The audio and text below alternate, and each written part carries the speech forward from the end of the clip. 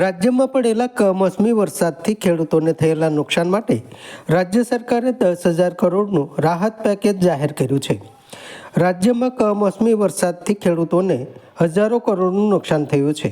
સૌરાષ્ટ્રમાં ખાસ કરીને મગફળી અને કપાસના પાકોને ભારે નુકસાન થયું છે। રાજ્યના અન્ય ભાગોમાં પણ ખૂબ નુકસાન થયું છે। ત્યારે રાજ્ય સરકાર દ્વારા 10,000 કરોડની રાહત પેકેજની મુખ્યમંત્રી શ્રી ભૂપેન્દ્રભાઈ પટેલ દ્વારા જાહેરાત કરાઈ છે।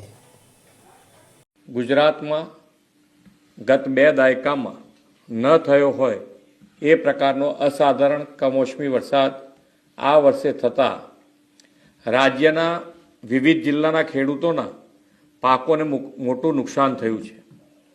આ સંદર્ભે મેં તથા મારા સાથી મંત્રીઓએ જુદા જુદા જિલ્લાઓમાં જઈને અસરગ્રસ્ત ખેડૂતોની સાથે પ્રત્યક્ષ વાતચીત કરીને તેમની સ્થિતિ જાણી હતી।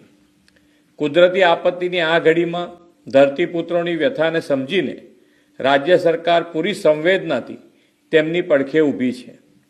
રાજ્યભરના ખેડૂતોના પાકને થયેલા વ્યાપક નુકસાન સામે તેમની લાગણીઓને ધ્યાને રાખીને રાજ્ય સરકાર દ્વારા ધરતીપુત્રો માટે આશરે 10,000 કરોડના રાહત સહાય પેકેજની જાહેરાત કરું છું। આ ઉપરાંત રાજ્ય સરકાર 9 નવેમ્બરથી ખેડૂતો પાસેથી ટેકાના ભાવે આશરે 15,000 કરોડથી વધુના મૂલ્યોની મગફળી, મગ, અડદ અને સોયાબીનની ખરીદી પણ કરવા જઈ રહી છે।